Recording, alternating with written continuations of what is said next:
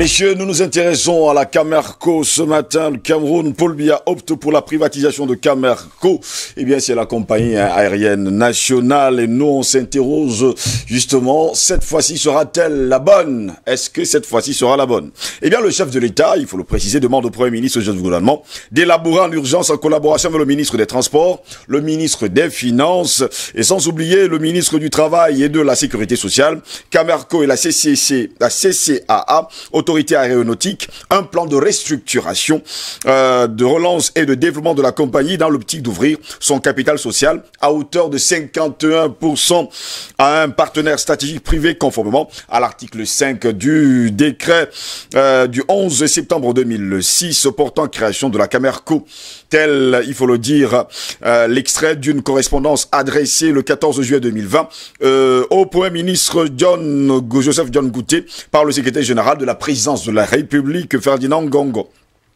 Selon le site Investir au Cameroun, face aux nombreuses difficultés financières auxquelles fait face la compagnie aérienne publique camerounaise depuis le lancement de ses activités, c'était en 2011, l'État opte finalement pour la cession des parts majoritaires de Camerco à un opérateur privé comme prévu par les textes de création de la compagnie. Mais avant d'y arriver, il importe préalablement de rendre l'entreprise vendable.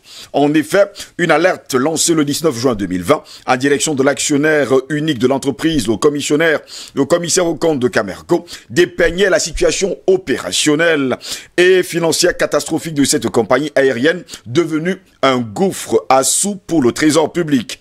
Nous avions déjà relevé dans notre rapport de commissariat aux comptes au titre de l'exercice 2015, émis le 9 avril 2018, que les capitaux propres de Camerco étaient devenus inférieurs à la moitié du capital social et que l'Assemblée générale devait décider s'il y a lieu de procéder à la dissolution anticipée de la société ou non. La compagnie dispose désormais d'un seul aéronef, le MA60, susceptible de voler à brève échéance. Le personnel cumule actuellement 4 mois d'arriérés de salaire pour une masse salariale mensuelle d'environ 500 millions de francs CFA. Détaillait d'ailleurs le cabinet Okala Aranda et associés. Eh bien, il y a 2 ans aujourd'hui, nous sommes là en 2018. Dans le même temps, le commissaire aux comptes de Camerco révélait que la compagnie traîne une dette abyssale de 110 milliards de francs CFA et que les pertes qui ont été annulées au 31 décembre 2018 étaient de près de 99,2 milliards de francs CFA. Et puis, il faut le dire à cette enveloppe, apprend-on, il faudrait ajouter une perte prévisionnelle de 15 milliards de francs CFA au titre de l'exercice 2019 et 12 milliards de francs CFA au titre du premier semestre 2020, soit 126,2 milliards de francs CFA de pertes au total, le tout pour un capital social de 21,8 milliards de francs CFA. Je me reprends, il faut le dire, Camerco a une dette de 126,2 milliards de francs CFA, alors que le capital de l'entreprise est de 21,8 milliards de francs CFA. Afin d'embellir cette marée plutôt douteuse dans la perspective de ses noces futures avec un partenaire privé, la correspondance adressée le 14 juillet dernier au Premier ministre par le secrétaire général de la présidence de la République révèle que le chef de l'État a récemment ordonné une nouvelle allocation de 15 milliards de francs CFA au profit de Camerco. Ces financements, apprend-on, serviront à l'envoi, et vous le dire, en maintenance de l'un des Boeing 737-700 NG, d'acquisition de 2 aéronefs Dash Bombardier Q400, mieux adaptés aux lignes de courte distance et l'allocation de 2 moteurs susceptibles de permettre la remise en vol du deuxième Boeing 737-700 NG de la compagnie. En dehors de ce renforcement des capacités techniques et opérationnelles du Camerco, le plan de restructuration de la compagnie, souligne la correspondance susmentionnée, devra intégrer la rationalisation de la gestion des ressources humaines et la réduction de la masse salariale qui, il faut le dire, est évaluée à 500 millions de francs CFA. Eh bien, traduction, l'on s'achemine inéluctablement vers les licenciements à Camerco, compagnie aérienne dont 65% du personnel est déjà en congé technique depuis le mois de juin 2020 pour une période de 3 mois. Messieurs, voilà la situation dans laquelle se trouve Camerco aujourd'hui. Camerco qui devait justement rapporter de l'argent, mais qui a une dette colossale de 126,2 milliards de francs CFA, alors que Dr Yamb, cette entreprise, a un capital de 21 milliards. Camerco, c'est compliqué. de transport aérien de manière générale au Cameroun, Oui. c'est compliqué. Mais c'est compliqué parce que les bonnes décisions ne sont pas prises. Et là, la décision de privatiser est une très mauvaise décision. Très mauvaise. Et je ne sais pas quels sont les éléments sur lesquels le chef de l'État s'est appuyé, mais c'est une très mauvaise décision. Il faut savoir qu'il envoie un très mauvais signal. Le signal qu'il envoie au monde entier, c'est que vous n'avez au Cameroun personne qui soit capable de gérer une compagnie aérienne. C'est que vous avez toutes les ressources humaines camerounaises qui sont éparpillées à travers le monde, qu'elles sont incompétentes. Et qu'il n'y a donc personne qu'on a pu trouver au Cameroun pour gérer et rentabiliser la compagnie aérienne. C'est très mauvais. 10 ans d'existence. Aujourd'hui, à peine un avion de ligne domestique disponible. Vous avez parlé de la dette de l'entreprise et vous avez parlé d'une masse salariale faramineuse. 500 millions. Alors, c'est contre tous les ratios. La compagnie s'est structurée contre tous les ratios, toutes les normes internationales dans le secteur. Vous avez par exemple aujourd'hui 568 personnes, 568 salariés chez Camerco pour un avion de ligne domestique. Les normes internationales disent que par avion de ligne long courrier, donc sur les vols internationaux, Oui. vous devez avoir un maximum. Ça veut dire que il faudrait même ne pas atteindre ce maximum qui est de 80 personnes. Un maximum. Sur les lignes régionales, vous êtes à presque la moitié, 40, 50 maximum. Et puis, sur des lignes domestiques, c'est entre 15 et 20. Ça veut dire qu'en réalité, le personnel que Camerco devrait avoir en ce moment devrait être de moins de 50 personnes. Pas plus. Moins de 50 personnes. Mais on en a 10 fois plus. Est-ce que tout ce monde est vraiment compétent pour être dans une compagnie aérienne? Est-ce que tout ce monde apporte quelque chose? Quelle est la productivité? Quelle est la valeur ajoutée? Je ne sais pas. Mais toujours est-il que je ne suis pas tout à fait sûr que la bonne réponse qu'il fallait prendre était cette réponse-là. Je crois qu'il y avait une autre réponse, Oui. mais qui indiquait d'ailleurs que Camerco a été mal pensé à sa création. Et c'est dans ce décret qu'on aurait dû à l'époque, en 2011, repenser totalement, non pas une entreprise, mais un secteur d'activité. La bonne réponse, quand vous êtes un petit pays comme le nôtre, pour être dans un secteur comme celui-là, ce n'est pas une réponse microéconomique, c'est une réponse sectorielle.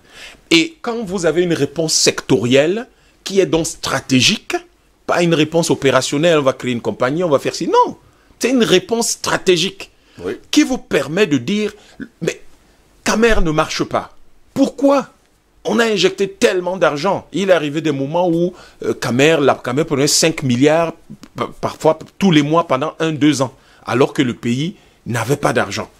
Mais qu'est-ce qui se passe? Mais vous ne vous arrêtez pas sur une entreprise, vous regardez tout le secteur, et quand vous avez regardé tout le secteur, vous avez des réponses percutantes qui sont de nature à vous permettre de rendre le secteur rentable.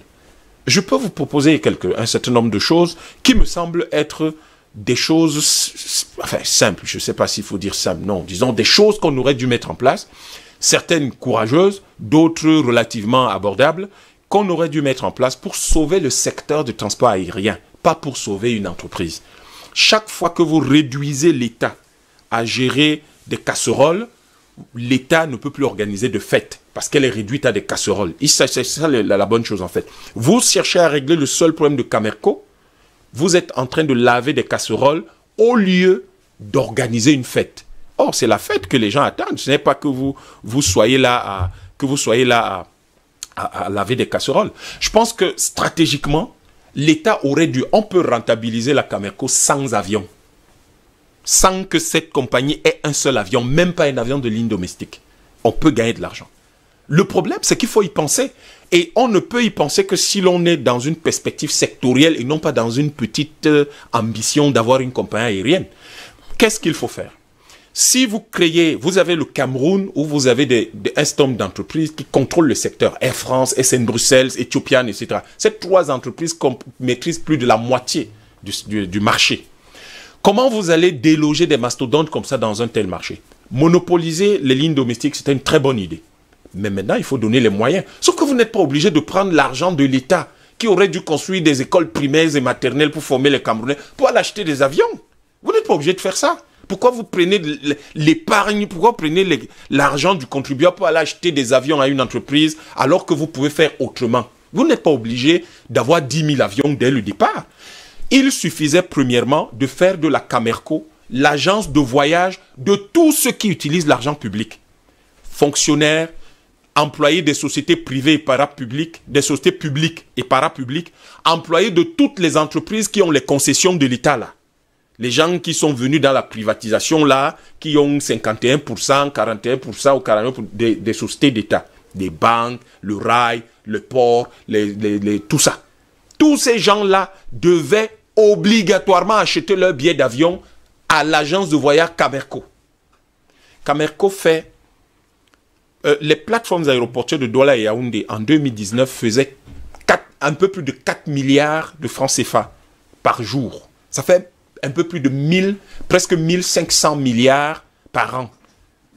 Si vous mettez en frais de service, commission et tout ça, à peu près 5%, vous me suivez là? À peu près 5%. Je vous suis. Vous avez près de 75 milliards de francs CFA potentiels de recettes pour la Camer. Est-ce que vous comprenez ça? Oui. Mais la Camer fait quel chiffre d'affaires là? Vous avez dit que sa dette c'était combien? 126,2 milliards. Mais vous avez un potentiel de 75 milliards de chiffre d'affaires et vous vous retrouvez avec une dette. Comment vous faites? Parce qu'on n'a pas pensé à ça. Il faut être dans la stratégie, pas dans les petites opérations.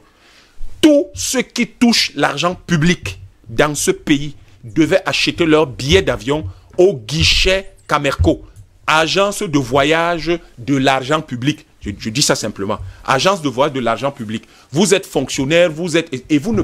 Parce que tous ces gens-là payent leur billet d'avion cash dans les compagnies concurrentes. Donc, ils devaient non seulement payer leur billet d'avion cash à Camerco, mais en plus, Camerco devait, avant d'être un transporteur de passagers et de fret, être d'abord l'agence de voyage de tous ceux qui touchent l'argent public.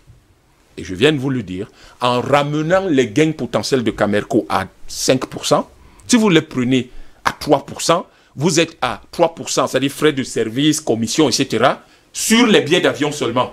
En tant qu'agence de voyage, vous êtes entre 42 et 75 milliards.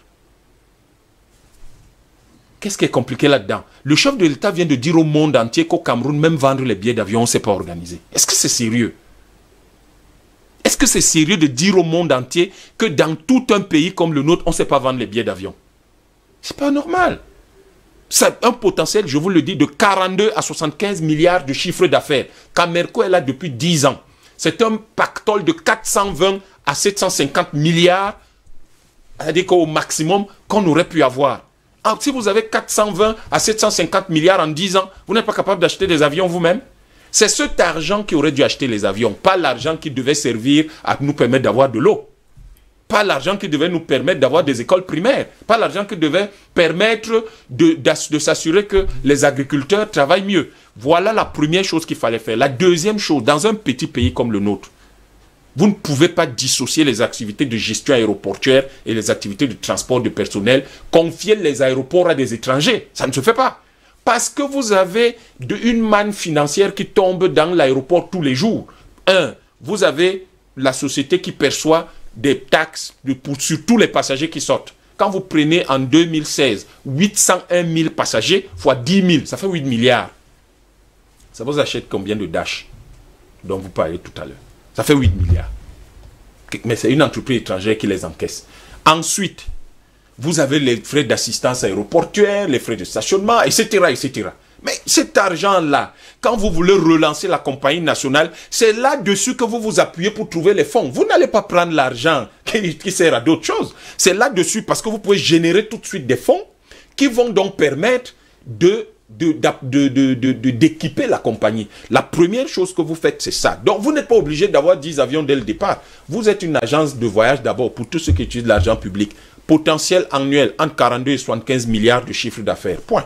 Deuxième chose, vous créez en fait un groupe qui s'appelle Camerco, qui doit avoir des activités qui lui permettent d'optimiser sa trésorerie et de pouvoir donc en réalité avoir les moyens de son développement. Vous avez les activités de gestion, donc d'agence de voyage, de tout l'argent public, tout ce qui touche l'argent public au Cameroun, les activités de gestion aéroportuaire, des activités de formation, d'entretien et de maintenance des équipements, et vous avez des activités et Camerco va représenter un effet d'entraînement sur l'économie nationale à travers, par exemple, la promotion des mets locaux. C'est-à-dire que dans les avions Camerco, on ne devrait servir que les mets locaux, commandés à de petits restaurateurs qui sont les gardiens de nos traditions culinaires. C'est ça qu'on aurait dû faire. Et ça attire le tourisme, ça motive les gens, ça crée un effet d'entraînement économique. Ça devait être ça, la Camerco. Et si vous voulez, enfin, je voudrais dire un dernier mot, c'est que parfois, quand nous regardons ce pays, on se demande, mais qu'est-ce qui ne va pas? Qu'est-ce qui ne va pas? Comment peut-on être en train de dire au monde entier qu'on ne sait pas vendre des billets d'avion? 1, 2. Comment peut-on accumuler de telles dettes alors qu'on ne génère pas de l'argent et pourtant on aurait pu générer de l'argent facilement qui aurait pu permettre de construire une vraie compagnie aérienne? En 10 ans aujourd'hui, la Camerco aurait au moins peut-être 5 avions en ligne domestique, 5 avions en ligne régionale et même 2 ou 3 avions en long courrier grâce au pactole dont nous avons parlé, qui est simplement sur la vente des billets d'avion à tous ceux qui touchent l'argent public. Il n'y a quand même pas de raison que les gens arrivent ici. Ils ont des concessions sur les entreprises qui ont été créées grâce à l'épargne, à la sueur et au sang de nos parents et de nos grands-parents. Et ils payent quand même les billets d'avion ailleurs. Ce n'est pas normal. Deuxième chose, ou dernière chose que je voudrais dire, vous permettez, l'État doit littéralement coller la paix aux gestionnaires de Camerco. Vous nommez des gestionnaires sur la base d'un appel à candidature. Ces gens-là vous mettent sur les 3 qui sont shortlistés, vous donnent un plan stratégique que vous pouvez maîtriser. Vous n'avez pas besoin d'aller prendre un cabinet qui est ailleurs, mais le cabinet va gérer l'entreprise. Mais c'est quoi cette affaire? C'est celui qui va gérer l'entreprise qui doit vous fournir un plan stratégique sur la base de qui montre qu'il est compétent. Et on déclare haut et fort justement que parfois les gestionnaires n'ont pas les mains libres. Ils ont souvent les mains liées. C'est le grand problème du transport aérien. Et que parfois les décisions viennent de Yaoundé. Ce n'est pas eux. Soit ils viennent donc gérer l'entreprise, soit ils laissent les gens gérer là. On ne peut pas avoir un directeur général et les instructions viennent d'ailleurs. On laisse un directeur général gérer et il est évalué, il est écouté, entendu sur ses résultats. Donc, et chose importante, comme les gens qui prennent les avions de la concurrence là, payent cash, qu'ils payent Camerco cash. Pas de recouvrement. Parce que les autres compagnies aériennes ne font pas de recouvrement au Cameroun. L'État paye cash. Donc, il faudrait que ces gens-là payent la Camerco cash. En les payant cash, je vous dis, Camerco aurait fait un chiffre d'affaires entre 42 et 75 milliards. Vous l'avez dit, vous l'avez. Docteur Edimo est également revenu déjà avec nous ce matin. Docteur Edimo, bonjour. Bonjour. Malgré la pluie, vous êtes là ce matin. Ouais, merci d'être là. Vous nous avez trouvé justement en plein débat déjà. Docteur Yam nous fait savoir que jusqu'à preuve de contraire, la décision prise par le chef de l'État camerounais Paul Biya est une très mauvaise décision. C'est comme exposer le Cameroun à l'extérieur en disant on ne peut pas justement gérer une compagnie aérienne, on ne peut pas, et on ne sait pas vendre de billets d'avion. Non, je reprends ces propos. Hein. Bon, ben, écoutez, quelque part, il n'a pas totalement tort, sauf que à un moment donné, il faut également reconnaître qu'on ne fait pas bien et qu'on doit passer à un autre modèle d'organisation. Oui. Je crois que c'est un aveu de l'incapacité des administrations publiques à formater, à concevoir, à lancer un projet. Le docteur Yam parlait d'une agence de voyage. En effet, c'est par là que devaient se passer ces choses. Oui. Mais maintenant, je crois qu'on ne peut plus reculer. Certainement, le chef de l'État avait une autre idée en tête. C'est qu'il faut aujourd'hui où le transport aérien deviendra l'activité majeure de transport en Afrique d'ici la décennie à venir.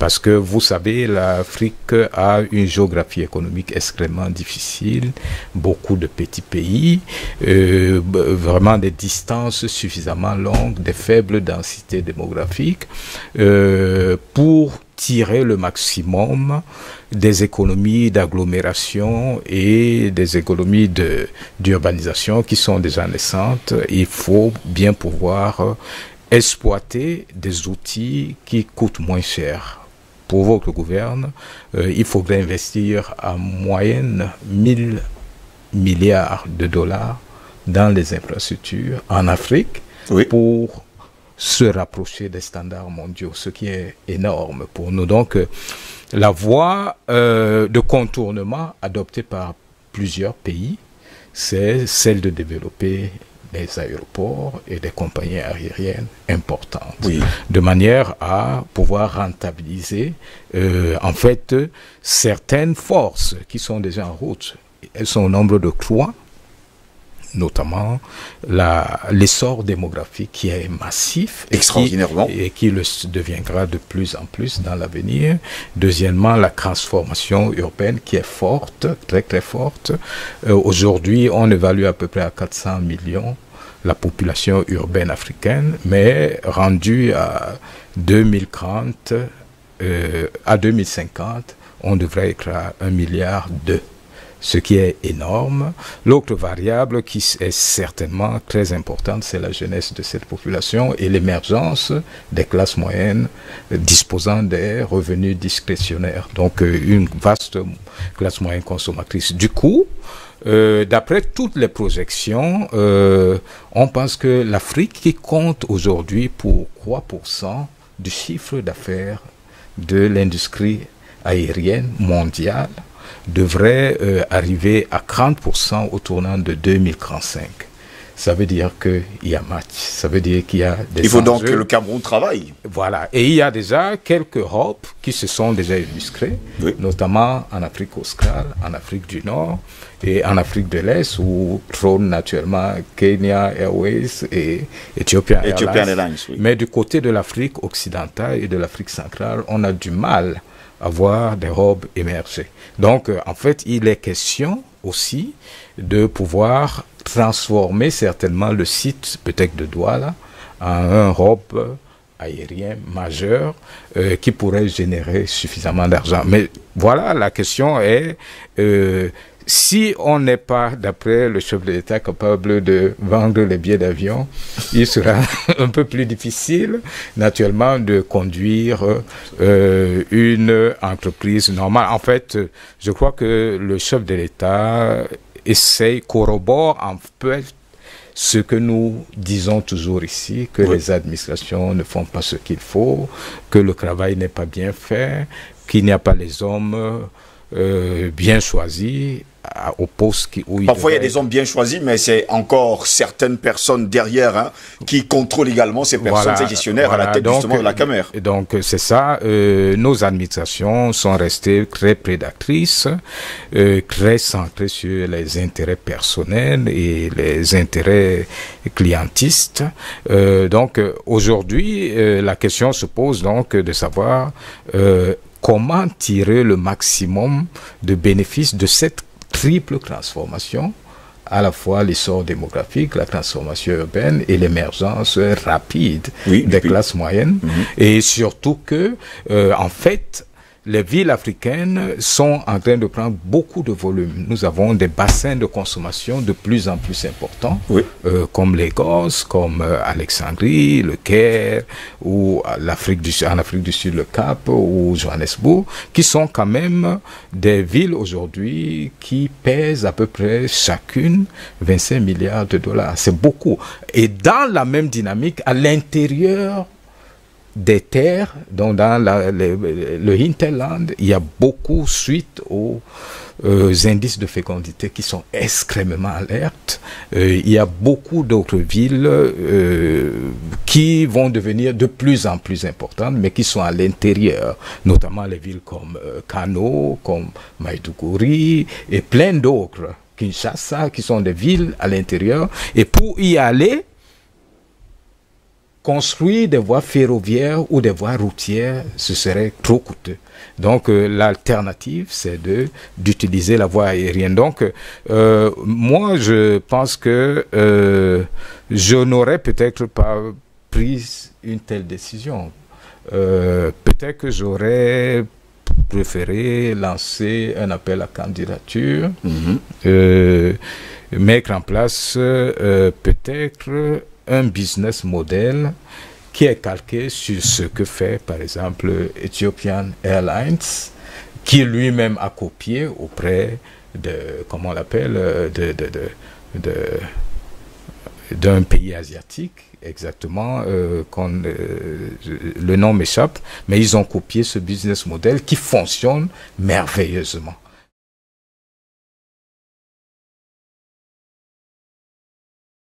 Je pense que, cependant, il y a une urgence. On a constaté que on a changé beaucoup de directeurs généraux en très très peu de temps et qu'il n'y a jamais eu de résultat. Maintenant, ma question est de savoir comment est-ce qu'on va privatiser. Est-ce que ce sera dans le type de modèle que développe Ethiopian Airlines avec Askai Airlines et avec Malawan Airlines, par exemple, parce que Ethiopian peut entrer dans une telle privatisation, tout comme Qatar Airways pourrait rentrer là-dedans. Justement. Donc, en fait, ma question est de savoir avec qui on va faire ce genre de privatisation, mais surtout aussi, est-ce qu'on a pensé à mettre au point également une transformation profonde de l'industrie touristique au Cameroun, parce qu'il s'agit de ça. Justement. Aussi, il s'agit naturellement de veiller à ce que dans l'arrière-pays, on puisse se déplacer par avion. En fait, quand on va évaluer, vous pouvez vous permettre, chaque compagnie aérienne, compte tenu du fait que les aéronefs actuels ne consomment pas beaucoup, on peut se permettre de faire un voyage pour 5 000 francs. Oui. Pour 5 000 francs, parce qu'en fait, quand l'aéronef part, il peut faire 2 poussées et il arrive déjà à Yaoundé, oui, ou à Fumban, ou à Garoua. Ça ne coûte pas cher. Naturellement, ce business model voudrait dire qu'il faut, à mon avis, d'abord se concentrer sur les villes. Cela poussera également les Camerounais à mieux voyager, en tout cas à l'intérieur du pays. Si c'est moins cher, oui, se concentrer sur beaucoup d'argent. Et le docteur Yamla a précisé, il y a beaucoup, c'est un gisement d'argent énorme. Vraiment pourquoi ça ne marche pas? C'est justement la grande interrogation. Oh, ça ne marche pas parce qu'on n'y a pas suffisamment réfléchi. Ça ne marche pas parce que on n'a pas mis suffisamment de moyens. Alors qu'on a une dette de 126,2 milliards de francs CFA. Non, c'est pas suffisant pour lancer une compagnie aérienne. Il faut beaucoup plus de moyens. Et il faut aussi quelqu'un de vraiment bien efficace. Nous savons ce que fait Ethiopian Airlines. C'est pas seulement... c'est une société publique, hein, à 100%. Ah ouais, ça faut le mentionner. Ethiopian Airlines est à 100% public. Public, oui. Sauf que là-bas, on a laissé le coup de frange à son dirigeant, Tewolde Gebremarian, qui a permis à cette société aujourd'hui d'être au sommet des performances. C'est-à-dire sommet de performance en Afrique, hein, ça il faut le dire. Pas en Afrique, dans le monde. Avec des croissances qui vont entre 15 et 20%, alors que la moyenne mondiale est autour de 5%. Donc, en fait, ça veut dire quoi? Ça veut dire qu'en Afrique, il est possible également de faire. Et là, je rejoins Dr Yam pour dire qu'il fallait peut-être lancer des appels à candidature, parce que c'est pas seulement dans les administrations publiques qu'on trouve les meilleurs. Les meilleurs, justement, c'est pas seulement dans l'administration publique. Albert Anatola, ici, voici une mariée assez douteuse qu'on veut embellir. Parce que jusqu'à preuve de contraire, le chef de l'État camerounais a donné une allocation de 15 milliards de francs CFA pour redémarrer et surtout avoir justement un partenaire à 51%. Vous le dites si bien, mais il faut quand même rappeler que en 1994, il y a un audit d'exploitation qui avait été réalisé par 2 ingénieurs, des experts de la Sun Africa Airways, à l'époque, partenaire technique de Camer, de la Defense Company. Dans cet audit d'exploitation, il y a au moins 3 choses qui avaient été relevées par les experts, et que je résume en 2 points. Camer, à l'époque, était confronté à des problèmes structurels. Tout à l'heure, Yamla a relevé certains aspects, c'est-à-dire la prédominance de l'État, qui est actionnaire majoritaire. Et ce qui faisait justement que, du fait que l'État soit actionnaire majoritaire, les fonctionnaires, ou en tout cas les agents publics, qui devaient être les principaux clients de la compagnie, ne payent pas normalement, ne payent même pas leurs biens. Bien au contraire, justement, profitant quelquefois de leur position de pouvoir. Voilà pourquoi docteur m'a dit qu'il faut que tout le monde paye son billet. Ils voyageaient justement sans payer leurs biens. Et c'est l'administration qui devait rembourser le billet d'avion. Le billet d'avion. Alors qu'ailleurs, ils payent cash leurs biens. Ça, c'est important de le préciser. La deuxième chose, c'était relativement au recrutement, tout à l'heure également, Yam l'a évoqué, qui repose non pas sur des bases objectives de compétences, mais sur des bases subjectives. C'était le recrutement un peu à l'emporte-pièce, voilà. C'est-à-dire que j'ai un cousin qui fait rien au quartier, et bien on l'envoie, et que le DG ou bien le IAG, l'administrateur, au sein du conseil d'administration, et bien il vous prend 2 chômeurs au quartier, il les balance là-bas, sans aucune compétence, sans avoir un profil approprié pour travailler dans une compagnie de transport aérien. Donc il y avait donc justement ce genre de recrutement, un peu à l'emporte-pièce, qui reposait sur des bases plutôt subjectives qu'objectives. Raison pour laquelle on se retrouve dans une masse salariale assez exponentielle. 500 millions de francs CFA par mois. Avec des gens qui sont payés justement à ne rien faire. Il faut que les téléspectateurs le sachent. Vous avez donc des gens justement qui sont payés à ne rien faire. Et sans prendre en compte le ratio que tout à l'heure évoquait Yam, c'est-à-dire qu'un avion qui fait dans les lignes domestiques, ou bien un aéronef qui fait dans les lignes internationales, n'a pas obéir à un certain nombre de charges. Voilà. Parce qu'un avion, par exemple, je prends le cas d'un C-137-800, qui doit avoir environ 280 places, je crois. Mais un avion comme celui-là ne peut pas supporter 300 personnes. Jamais, c'est pas possible. Vous avez un TEV, ce que vous appelez MA60, je crois que c'est combien de places? C'est 30 places, tout comme ça. Ça ne peut pas supporter une masse salariale de plus de 100 personnes. Or, nous savons plus de la moitié, je dis cette masse. On parle de 568 personnels. Cette masse salariale est multipliée par 100. À la caméra, 568 tout à personnes. Il a été même modeste en parlant de 10 c'est plus de 100. Ouais, ça. Maintenant, vous avez dans les salaires. Parce qu'il faut prendre en compte le profil de chacun. Ça, c'est les problèmes d'ordre structurel. Maintenant, vous avez les problèmes fonctionnels qui concernent notamment les contrats de maintenance. Allez comprendre. Donc finalement, chaque fois que le chef de l'État injectait de l'argent dans Camerco, c'était tout simplement vous payer des employés qui ne foutaient rien. Voilà. C'est-à-dire, vous avez dans le gouffre ce qu'on appelle... C'était tout simplement ça. Vous avez dans le gouffre ce qu'on appelle les contrats de maintenance. Et là, alors, il y a des choses qui se passent, des choses formidables qui se passent. Bon, on ne vous achète pas les pièces qui sont neuves, on va au Bonacom, on prend quelque chose qui ressemble à cela, et puis c'est un peu ça, c'est ça qu'il s'agit. Vous avez donc les problèmes fonctionnels que les experts sud-africains ont relevés. Vous avez les problèmes dans les contrats de maintenance, et vous avez de ce côté les contrats de catering, c'est-à-dire vous savez qu'on distribue le repas dans les... Vous avez les problèmes de billetterie, parce qu'il y a les billets qui sont vendus. Entre autres, hein, c'est un certain nombre de problèmes qu'il fallait. Bon, pour faire court, malheureusement, les avatars de Camer ont été transportés à Camerco. Ouais. C'est de ça qu'il s'agit. Les avatars, les dérives managériales, structurelles, fonctionnelles de Camer sont transportés. On a juste changé l'habillage, mais le contenu, c'est le même. On est donc en marketing en ce moment. Alors, du reste même, c'est mais alors un très mauvais marketing. Mais sauf que là, maintenant, il y a pire. Avec Camer, on avait quand même 2 avions qui volaient. Avec Camerco, on n'a plus d'avions du tout. Mais alors, vous aviez la gestion même du patrimoine de Camer. C'est-à-dire, il faut quand même, vous savez quand même que Camer a des immeubles qui devraient rentabiliser la compagnie. Bien sûr. Ça, il faut le dire.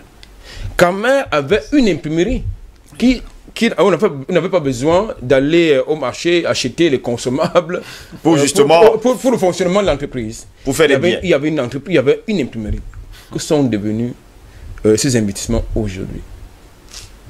Donc, je pense qu'aujourd'hui, il faut faire le point, c'est que ce que nous disons sur ce plateau, les gens à Yaoundé le savent, ils savent ce qu'ils doivent faire.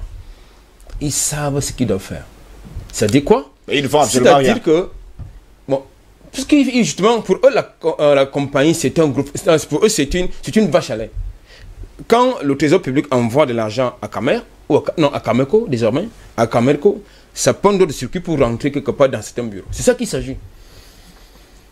Sinon, comment comprendre qu'une compagnie qui a besoin de minimum 35 milliards pour essayer de redécoller, on lui donne plutôt 2 milliards, 3 milliards. Il faut faire quoi? Je voudrais vous rappeler que si je prends tout à l'heure, j'ai pris l'exemple d'un Boeing 737.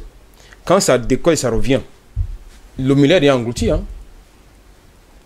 Le milliard s'est englouti. Bon, maintenant, donc, vous prenez des mauvaises solutions pour de vrais problèmes. C'est ça qu'il s'agit également. La dernière compréhension qui suscite quand même ma désapprobation, c'est quoi? C'est que c'est la nomination de l'actuel DG de Camerco.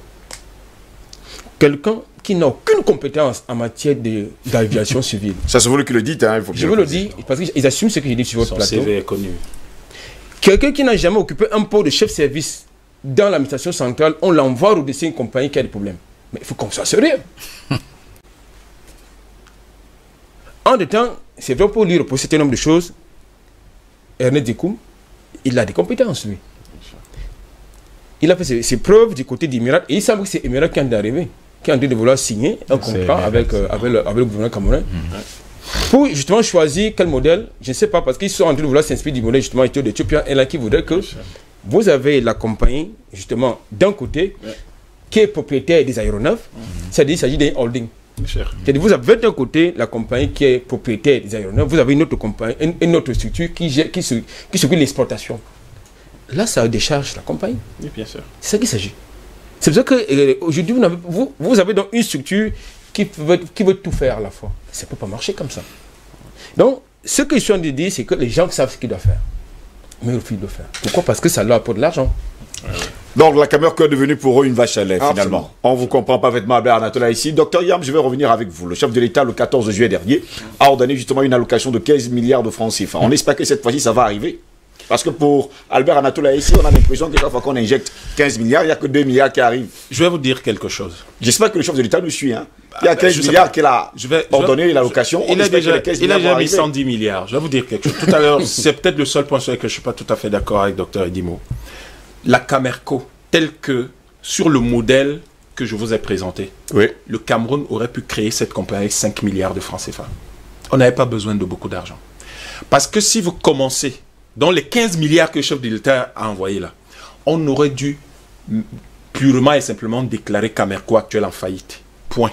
Il faut parfois être... radical. Non, c'est pas radical. Il faut parfois être courageux et dire ça marche pas. On déclare la compagnie, on la met en faillite. On crée une nouvelle compagnie qui peut redevenir Camer. On prend les 15 milliards. On dit, voilà 15 milliards pour la nouvelle compagnie. Cette compagnie a besoin à peine de 5 milliards pour redémarrer. 5, pas plus. Si vous voulez mettre 15 milliards, tant mieux. Parce que cette compagnie va d'abord commencer comme agence de voyage de tout ce qui touche l'argent public. Qui vont payer cash. Parce que quand ils vont... Depuis que la Camerco n'a pas d'avion sur les lignes internationales, les gens voyagent, non? Ils payent cash. Ils payent cash. Ils payent cash, non? Bien. Donc, ils peuvent payer cash. OK. On donne 15 milliards à la nouvelle compagnie. Les 15 milliards là, tout ce que la compagnie a fait, c'est installer d'abord des bureaux de vente de billets d'avion. À tous ceux qui touchent l'argent public. Ils achètent chez Camer, la nouvelle compagnie, et Camer se comporte d'abord comme une agence de voyage normale, donc on va vendre les billets de tout le monde. Si on a 1,5 million de personnes qui arrivent au Cameroun, si on a 800 000 personnes qui partent du Cameroun, comme en 2016, 1 million, je crois, environ en 2019, Camerco, la nouvelle compagnie Camer, va faire, comme je vous l'ai dit, laissons même le nombre de personnes, si on fait environ 4 à 5 milliards par jour, comme on faisait en 2019, Camerco a entre 42 et 75, la nouvelle compagnie Camer aura entre 42 et 75 milliards de chiffre d'affaires. D'abord, 1 an. Avec ça, la compagnie peut acheter elle-même ses Dash, non? Peut acheter elle-même ses Embraer ou ses MA60 ou ce qu'elle veut, non? Elle a de l'argent. Deuxième année, elle fait autant. Elle peut acheter les Boeing. Est-ce qu'on est pressé? En cours, on vient de vous dire qu'en 2030, en 2050, on aura 5... En 2030, c'est ça, non? On aura 30%. 30% du volume du transport aérien. Est-ce qu'on court?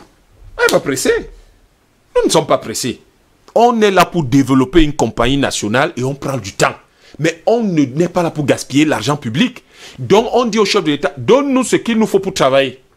15 milliards, c'est énorme. On crée la nouvelle compagnie. Les dettes là, de Cameco, on va payer. Quand vous avez fait 42 à 75 milliards de chiffre d'affaires, vous pouvez commencer à payer 10 milliards, non? Même 5 milliards, c'est beaucoup, non? Le type n'avait rien. Il n'avait rien avant. Vous donnez 5 milliards, c'est pas beaucoup. Est-ce qu'il avait ça? Hein? Il n'avait rien. Donc, en réalité... On va revenir avec vous, Albert Ntolai, ici. Donc, en réalité, comme je vous le dis, c'est une question de stratégie. Donc, aujourd'hui, à la limite, réfléchir sur les 15 milliards vont arriver, vont pas arriver. Je crois que mes deux compagnies ont répondu à cette question. L'argent entre par-ci et on sait pas où ça va se retrouver. Donc, en réalité, j'aimerais pas répondre à cette question parce que vous et moi et tous les téléspectateurs savent que les 15 milliards seront dans les livres de comptabilité de Camerco. Mais en réalité, peut-être que la moitié n'y arrivera jamais. On est en train de privatiser cette entreprise. Est-ce que on cherche justement des partenaires? L'audit de 94 là, de South African Airways, on était en train de faire quoi?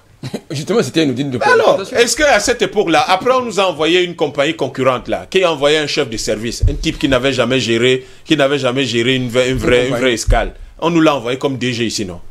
C'était la mort. C'est pas ça le problème. En fait, tout ce qu'on fait là, c'est une mauvaise qualité de la dépense publique. Très mauvaise qualité. D'abord, vous voulez privatiser. Vous dites, bon, heureusement que là, on dit rentabiliser d'abord la compagnie avant de la privatiser. Ce qu'on est en train de faire là, c'est pas la rentabiliser. Parce que les repreneurs potentiels, les partenaires stratégiques potentiels vont dire, ok, supposons qu'ils ne sont pas au courant de tout ce qui s'est passé avant. Ils vont dire, ok, ils ont reçu 15 milliards. Qu'est-ce qu'ils en ont fait? Vous n'avez pas d'avion. Vous avez 568 personnes. À la vérité, la question avant le partenaire stratégique qui viendra certainement un jour, vous faites quoi? Parce que ce que le partenaire peut prendre là, s'il décide d'arriver, c'est le potentiel. Parce que vous n'avez rien. Vous n'avez aucun équipement de production. Vous n'avez que du personnel et le potentiel du marché, c'est tout. Donc, en réalité, je pense que vous avez une compagnie qui existe aujourd'hui. Vous avez un directeur général et un PCA qui n'ont aucune expérience dans le domaine. Vous avez d'ailleurs les deux, si vous regardez le parcours, certains n'ont même pas pu gérer une entreprise de transport urbain par bus. Donc vous avez là des personnes qui ont quand même beaucoup de choses négatives qu'elles traînent. Comment est-ce qu'elles vont pouvoir s'occuper d'une compagnie aérienne alors qu'il y avait moins que ça qui n'a pas marché? Donc il faut que nous soyons un peu plus rigoureux. Et ces personnes excellent ailleurs, hein? C'est-à-dire que ce n'est pas des gens d'une incompétence. Non, ces gens excellent dans d'autres choses. Et dans ces choses dans lesquelles ils excellent, je crois qu'ils apportent ce qu'ils peuvent apporter. On n'est pas là pour faire le procès des individus. On est là pour dire les bonnes personnes à la place, les bonnes personnes qu'il faut à la place qu'il faut. Et donc, ces personnes ne sont peut-être pas à leur place. Je crois qu'elles doivent faire du bon boulot ailleurs. Et ce qu'on aurait dû faire dans ce que le chef de la aurait dû faire, à mon avis, il dit, ok, Camerco dissoute. Point. Dissoute. Point. Les droits des personnes qui sont là, ils ont 4 mois d'arriéré de salaire, ça fait 2 milliards. Ils ont... donc, on peut y aller liquider ça. Il y a les droits à payer, je pense, les 15 milliards. Hein, 2 milliards, et je crois que si vous ajoutez 1 milliard là-dessous, vous liquidez les droits de tout le monde. Donc, 3 milliards. Vous avez 10 milliards pour faire d'abord les agences de voyage, là, relooker la compagnie. Et puis, vous avez une petite trésorerie qui vous reste quand même, qui risque d'être... Vous allez investir peut-être 2 milliards, pour même 1 milliard, c'est largement suffisant. Et réduire le personnel également. 1 milliard. Non, j'ai dit on liquide leurs droits. Ça veut dire que tout le monde est à la porte. On ne garde personne. Ils sont tous à la porte. Ça fait 3 milliards. Vous avez 1 milliard pour faire votre réseau d'agences, votre réseau de bureaux pour l'agence de voyage. C'est quand même des familles qui vont aller à la maison. Hein. On a payé leurs droits. Peut-être que l'État pense également à ça. Vous croyez que la vie est comment? Ça ne veut pas dire que tout le monde, mais après on va recruter certaines personnes. Comme vous avez l'agence de voyage, le guichet public d'achat des billets d'avion, vous allez recruter un certain nombre de personnes qui celle-là relève du commercial, de la comptabilité, des approvisionnements, de la gestion de la sécurité. Il y a un certain nombre que vous allez recruter, mais ils ne seront pas plus de 50. Ils seront maximum 50. Vous avez encore un avion qui peut voler sur les lignes nationales. Vous allez certainement mettre 20-25 personnes dessus. Donc, on va dégraisser les 568 personnes. On va en garder au maximum 70. pour commencer. Et on a une belle trésorerie de 10 milliards qui est là. Parce qu'on a 2 milliards pour faire les agents, pour mettre des frais pendant peut-être 6 mois, les 6 premiers mois. Et puis on a 10 milliards de trésorerie qui sont là et on gère. Et ensuite, on attend. Parce que si les 5 mois qui restent là, on n'aura peut-être pas grand-chose. Mais c'est pour ça que cette trésorerie est importante. Et dès l'année prochaine, il y aura certainement une reprise progressive. Donc les 15 milliards du chef de l'État nous permettent de tenir sur 17 mois, jusqu'en décembre 2021. Et nous allons faire quelques dizaines de milliards de chiffre d'affaires. Ensuite, ce que nous aurons fait, nous commençons à payer les dettes petit à petit. Et nous équipons progressivement. Autre chose. En servant des mets traditionnels de chez nous, pas le pain, pas les choses comme ça. On ne mange pas ça chez nous, traditionnellement. Les choses de chez nous.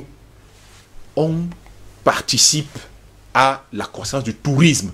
Et entre-temps, le problème de Camerco, c'est en réalité les textes qui créent cette entreprise.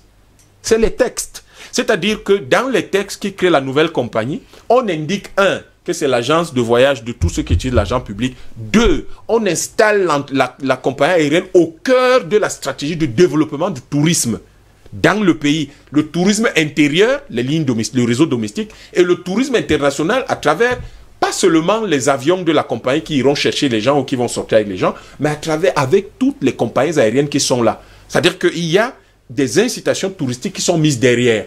Et il faut donc en même temps, parce qu'une agence de voyage est en même temps un tour opérateur très souvent, peut avoir une activité de tour opérateur. Ça veut dire que la Camerco, à la nouvelle Camer, aura également une activité de tour opérateur qui fait que quand les gens viennent, on leur montre le pays. D'autres choses. Vous voyez que 10 milliards là, ça peut beaucoup travailler. Hein? Et ça peut générer 15 milliards, ça génère énormément d'argent. Et on a une nouvelle compagnie qui est saine. Qui n'a pas tous les problèmes qu'on a là. Les gens qui sont à Camerco aujourd'hui, il ne faut pas qu'ils croient qu'on les met dehors et on dit qu'on ne fera rien. Beaucoup ont été formés par la compagnie, ils ont aujourd'hui des compétences, ils sont entrés peut-être nuls, mais ils ont des compétences aujourd'hui. Mais on va les recruter progressivement, parce qu'on ne peut pas payer les gens alors qu'ils ne produisent pas. Donc, quand on a cette organisation stratégique, parce que le problème, ce n'est pas comment on gère l'entreprise au quotidien. C'est pas le DG, c'est un problème si le DG n'arrive pas à gérer l'entreprise. Mais ça se passe ailleurs avant le DG. Avant le DG, c'est qui? C'est qui conçoit le décret, qui le signe. Et celui qui a conçu le décret l'a certainement mal conçu. Celui qui signe le décret n'a pas fait attention, n'avait pas une vision claire de ce qu'il fallait faire. Et donc, à ce moment-là, ce que nous sommes en train de leur dire, c'est organiser autrement. Maintenant, vous avez d'autres aspects par lesquels je voudrais chuter. Vous avez d'autres aspects. Ces aspects relèvent de ce que, je le répète,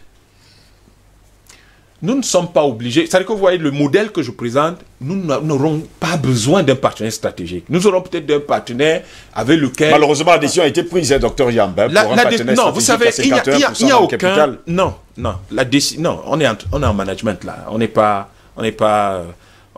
Ce n'est pas qu'un avion de chasse militaire a décollé, il est en train d'aller bombarder, le missile est déjà parti. Vous n'y pouvez, mais même quand le missile est parti, vous pouvez activer l'autodestruction. La décision du chef d'État a été prise, elle n'est pas bonne. Mais pour 1000 raisons, le chef de l'État n'est pas Dieu. Il peut se tromper. À moins qu'on ne pense qu'il ne peut pas se tromper. Il peut se tromper. Les ministres peuvent se tromper. Les gens qui ont conseillé le chef de l'État peuvent se tromper. Nous ne pouvons pas continuer à prendre 15 milliards aujourd'hui. Demain, on va prendre combien? 150? On a déjà 110 milliards de dettes. Donc, c'est de l'argent. Je vous rappelle que 110 milliards, je vais vous dire quelque chose. 110 milliards, si vous voulez faire de l'agriculture, 1 hectare que vous viabilisez avec, c'est-à-dire que de manière optimale, vous êtes à 5 millions. Vous imaginez le nombre d'hectares que vous allez faire avec ça? Beaucoup de choses d'ailleurs, hein, docteur Yambon, vous comprenez parfaitement. Il y a Albert Anatola ici qui il est en train de couvrir. J'ai l'impression qu'il va exploser. Allons-y, sûrement vous avez quelque chose à dire. Actuellement, Camer et ensuite Camerco sont victimes de ce que les anglophones appellent, les anglo-saxons appellent le mismanagement. C'est-à-dire que c'est un mauvais management. C'est tout. Qui consiste à ce que la plupart des personnes qu'on nomme à la tête de ces structures ne sont pas assujetties à l'obligation de rentabilité et de performance. Or, les entités publiques ou parapubliques devraient être assujetties avec un cahier de charges précis, assujetties à l'obligation de rentabilité et de performance.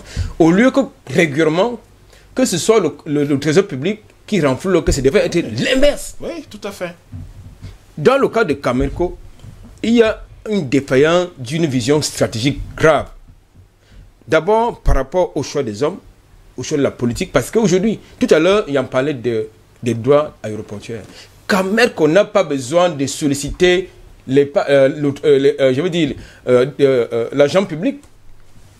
À partir des taxes aéroportuaires, des droits aéroportuaires, ça renfloue les caisses de la compagnie. Bien sûr. Ils refusent de réfléchir dans ce sens, parce qu'ils ne veulent pas travailler. Exact. Parce que régulièrement, dès qu'ils sollicitent de l'argent du trésor public, on leur donne ça tranquillement, parce qu'on ne leur a pas assujetti à l'obligation de rentabilité des performances. Donc, je pense qu'aujourd'hui, il faut d'abord mettre tout à plat. Moi, je pense qu'il fallait même peut-être d'abord restituer cette affaire-là. Est-ce que Camerco, justement, la défunte Camer, n'a pas justement des dettes qu'elle demande justement aux entreprises publiques qui ne payaient pas les billets d'avion? Pourquoi est-ce que ces entreprises ne payent pas justement Camerco? Même Camerco, vous savez pourquoi est-ce que Camerco a eu de la peine à prendre possession des bureaux des bâtiments de l'ex-Camer? Justement parce qu'ils ne voulaient pas assumer le passif de la Camer. Aujourd'hui, Camer a un passif. Camerco laisse également un passif, c'est beaucoup, c'est trop lourd. Donc je pense que à un moment donné, ils avaient choisi la formule, c'était privatisation, restructuration, c'était quoi? À l'époque, c'était il y avait restructuration, privatisation et je crois recapitalisation, était comme ça. À l'époque je crois, pour Ngamou Amani. Oui. Ouais. Début des années 2000. Bon, ils ont retenu la formule de restructuration, recapitalisation, mais on ne peut pas recapitaliser une entreprise avec des mauvais logiciels. Logiciels, ça veut dire qu'on rentre dans le même travers.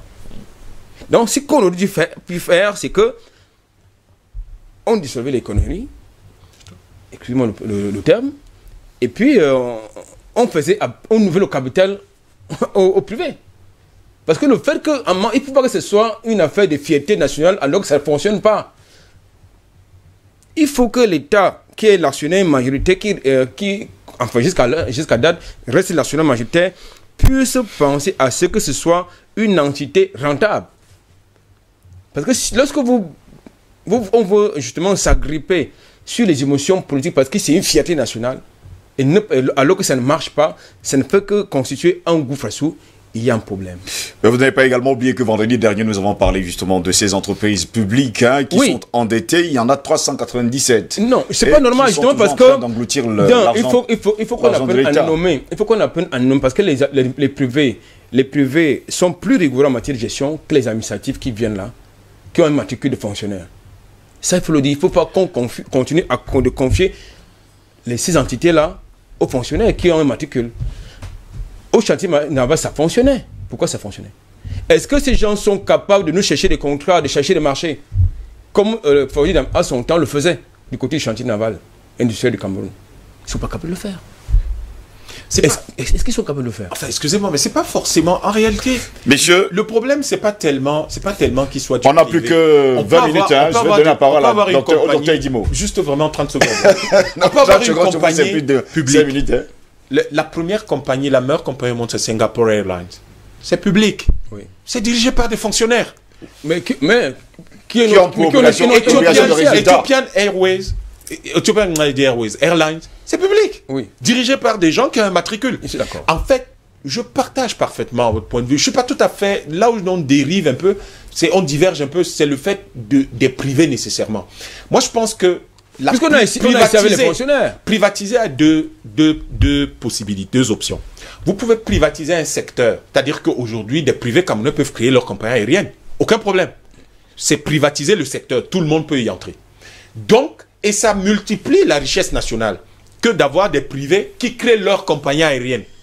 Ça multiplie la richesse nationale. Et ça multiplie l'offre de solutions, de biens et de services qui existent. Privatiser une entreprise publique, je crois que c'est toujours une très mauvaise décision parce que ça envoie le signal en termes de notation de la qualité de votre État, ça envoie un très mauvais signal. On a vu dans ce pays des entreprises publiques devenir de très grandes entreprises respectées dans leur secteur alors qu'elles ont été créées from scratch. On est Tradex, Vous avez parlé tout à l'heure du chantier naval industriel, Chantier naval industriel du Cameroun. Il y en a beaucoup d'autres. Donc, le fait est de recruter simplement les hommes qu'il faut. On peut prendre des gens qui viennent du privé ou qui viennent du public. Il faut que ce soit des hommes qu'il faut. Mais surtout, qu'on leur lâche les baskets, qu'on leur permette de travailler et qu'on ne soit pas là à... L'État doit distinguer ses activités d'administration publique de ses activités de production de biens et services lucratifs. À partir de là, quand on nomme un DG, il n'est pas jugé sur le nombre de meetings politiques auxquels il a participé, ni au nombre de réunions secrètes auxquelles il participe. Il est jugé sur la base de ses performances de gestion. Et je vous ajoute un dernier élément. Depuis quelques jours, je ne fais que vous dire ici, si les entreprises publiques avaient dans leur conseil d'administration une part de leur capital, les propriétaires des terres historiques sur lesquelles leurs infrastructures sont installées, les entreprises publiques ne seraient pas gérées comme ça. Imaginez que dans la Camerco, là, vous aviez 15% qui sont reversés aux gens qui sont propriétaires des terres historiques, des terres sur lesquelles se trouvent les aéroports, les sièges, les aires de Camerco. Et que ces gens-là étaient dans ce conseil d'administration. Vous croyez qu'il y aurait le désordre qu'il y a là? On ne pense pas qu'il y aurait le désordre. Messieurs, on va également dire à nos téléspectateurs, ceux qui nous suivent actuellement, que nous sommes en direct justement sur Facebook. N'oubliez surtout pas, sur DBS TV officiel, tout le matin, justement, DBS matin est en direct sur Facebook. Vous pouvez justement nous suivre, hein, que vous soyez au nord, au sud, de l'est à l'ouest, en Afrique, en Europe, en Occident, enfin, même en Amérique. Vous pouvez nous suivre justement sur Facebook même live. Sur la Station spatiale internationale. Vous pouvez nous suivre cette fois-ci. Alors depuis hier, vous pouvez nous suivre justement sur Facebook officiellement, sur DBS TV officiel, comme vous le voyez justement en bas de vos écrans. Suivez-nous donc radier sur Facebook. Je vais me tourner vers docteur Edimo. Docteur Edimo, moi je vous pose la dernière question, hein, parce qu'il faut qu'on sorte de ce débat. Est-ce qu'avec cette décision, finalement, ce sera la bonne occasion pour Camerco de décoller? Parce que tout le monde rêve. On se rappelle encore quand on parle de Camer, il a de fait une Camer, on disait que c'était la 11e province du pays. À l'époque, il n'y avait pas encore de région. On disait la 11e province. Bon, aujourd'hui, je ne sais pas si elle a encore une province. Non. Ben écoutez, déjà, je dois dire que je remercie vraiment mes copanélistes et je dois toujours souligner que je suis toujours très impressionné par la qualité de tout ce qu'ils produisent, spécialement Dr Yam, toujours très très innovateur. J'aime bien ça, j'aime beaucoup. Je dois dire que en fait, il parle d'un business model qui a un contenu suffisamment nationaliste et dirigiste, oui, et qui normalement pouvait s'appliquer. Sauf que certainement, le chef de l'État qui gouverne ce pays depuis près de 40 ans a certainement constaté que la culture de la performance n'est pas la chose la plus partagée au dans Cameroun. Ce pays. Certainement, il a constaté que même quand il faut faire des dossiers les plus importants de planification stratégique, comme le DSE, que beaucoup ont applaudi, que nous, autour duquel nous on riait, parce que on ne voyait même pas où sont alignés les indicateurs, est-ce qu'ils sont appropriés, comment le cadrage logique n'est pas solide, le tableau de suivi par indicateur, etc., etc. Il y a beaucoup de faiblesses là-dedans. Donc, si à produire ce genre de documents, il y a des lacunes, à plus forte raison, conduire des sociétés qui, je dois dire, l'aéronautique est une industrie rentable, à part entière, oui, bien sûr, à part entière, avec des ratios, des normes, des standards tout à fait compliqués et complexes. C'est pour cela que les Éthiopiens ont copié, justement, tu parlais de Singapore Airways. C'est un business model qu'ils oui, et qu'ils adaptent à leur réalité. Hein? Voilà un autre que Dr Yam est en train de pondre, qui est approprié au pays en développement, qui croit qu'on peut se développer à partir de ses intrants naturels, à partir de son capital humain, à partir de ses ressources. Je pense que, naturellement, notre pays, c'est ça, il a cette qualité, mais il a le défaut de ne pas savoir qu'il a des qualités. malheureusement. Donc, pour finir, moi, je dirais, comme c'est déjà enclenché, à mon avis, ce qu'il faudrait absolument faire, c'est déjà de choisir le bon business model. Si c'est Emirates, ça peut aussi aller, mais moi, j'aurais personnellement opté pour un modèle qui va dans le sens de Singapore Airways, un modèle beaucoup plus malléable pour nos pays, parce qu'en fait, ici, il s'agit essentiellement de compter sur la productivité du travail. Et ça, c'est extrêmement important. Oui. La productivité du travail qui est mesurée essentiellement par le PIB, par heure travaillée. Par heure travaillée. Oui, bien sûr. Ici, on n'a pas ce genre de critères de performance qu'on respecte. Et chaque poste doit obéir à des ratios sévères en termes de rentabilité. Quelqu'un l'a évoqué, je crois, c'est lui. La manière de gérer les longues distances et les petites distances est différente. Parfois, on ne doit pas trop mélanger. En fait, il y a des ratios extrêmement serrés dans ce domaine. C'est un domaine extrêmement pointu. En ce sens, moi, je souhaiterais surtout que, accompagné à cela, on repense, je l'ai déjà dit, la politique touristique camerounaise. Le Cameroun, c'est un bijou. Il peut vivre du tourisme seulement. L'Éthiopie ne vit que du tourisme et d'un peu de café. Il ne vit que du tourisme. Toute l'activité est centrée autour de Ethiopian Airlines. Et il y a beaucoup d'autres pays.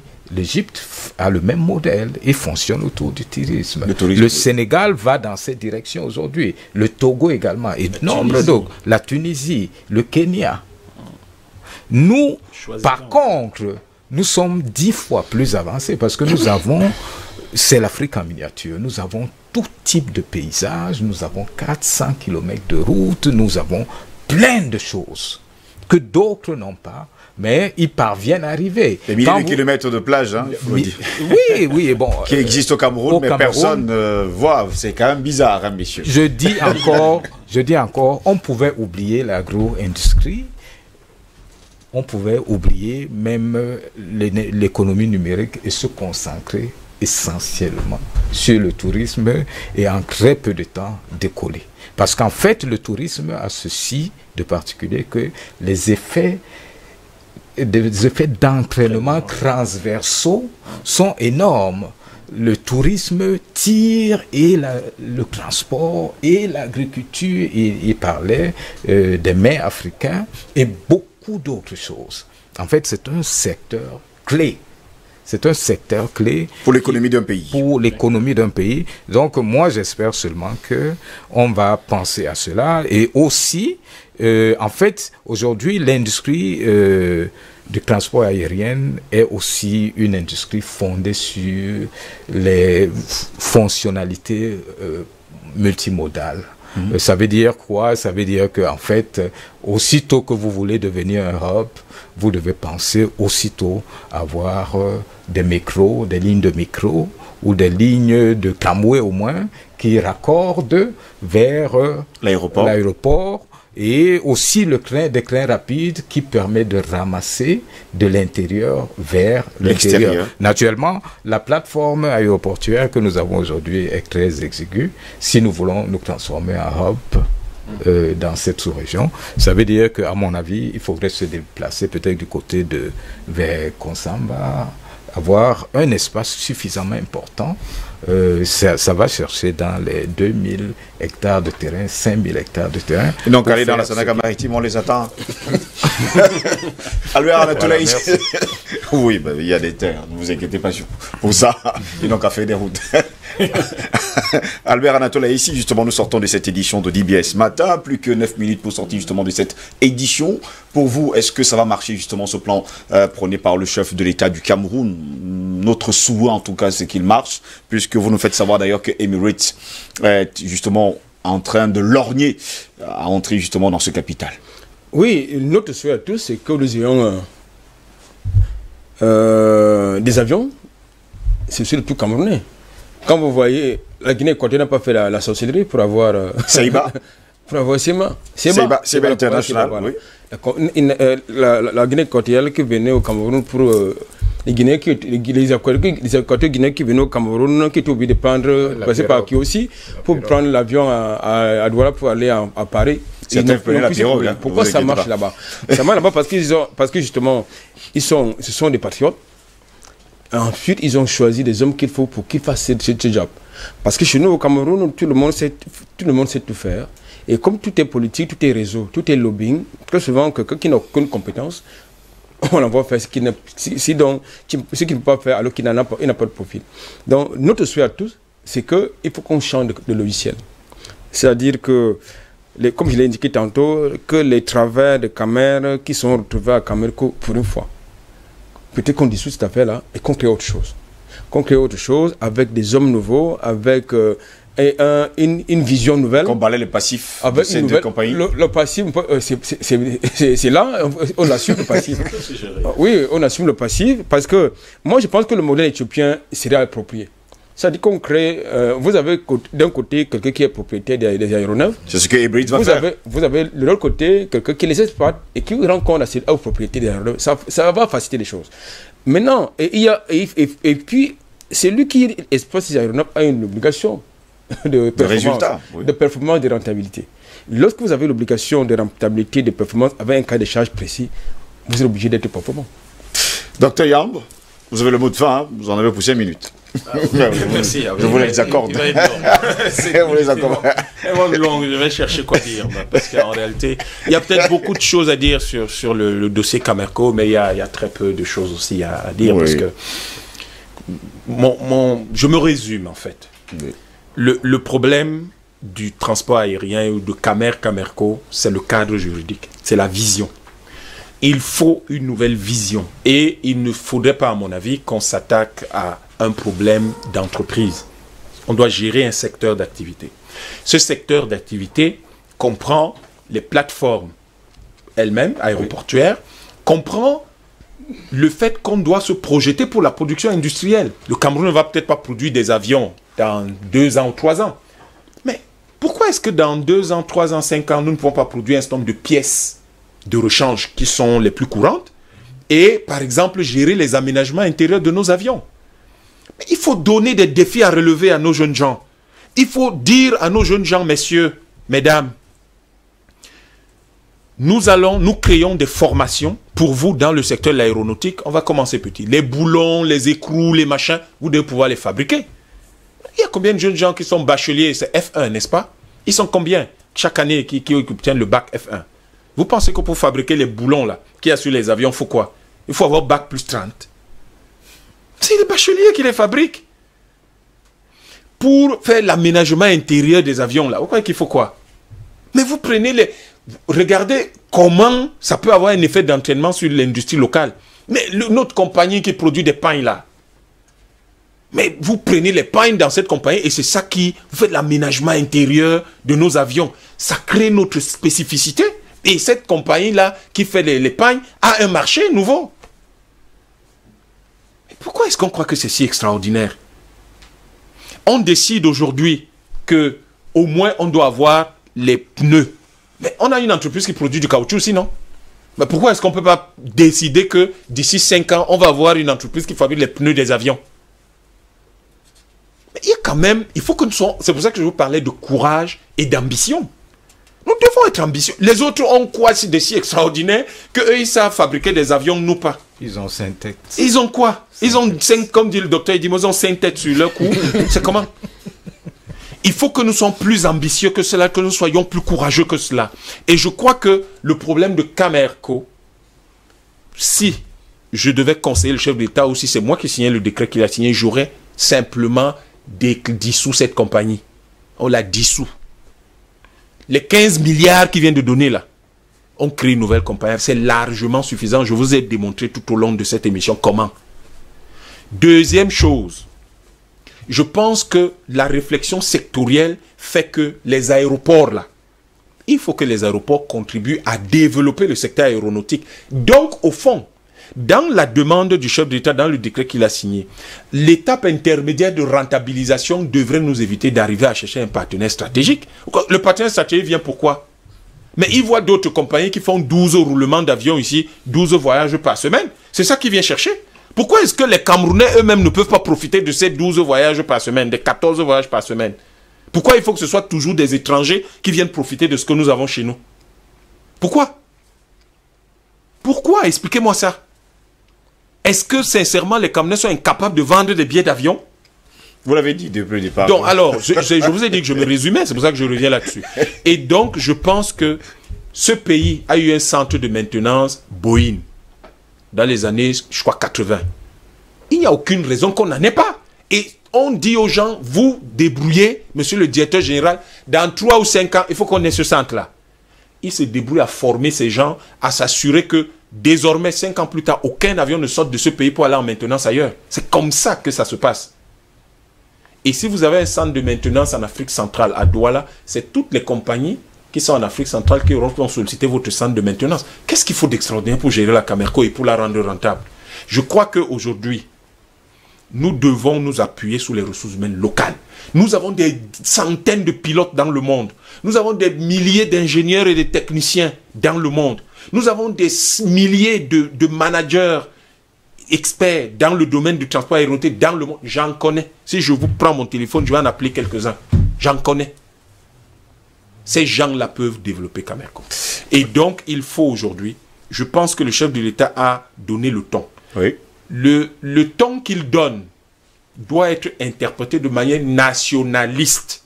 Nous n'avons pas à commencer à nous cacher la bouche pour dire que nous aimons notre pays. Nous devons aimer ce pays parce qu'on n'a pas d'eux. Et aimer ce pays, monsieur ici parle de fierté nationale. Mais oui, monsieur, c'est une question de fierté nationale.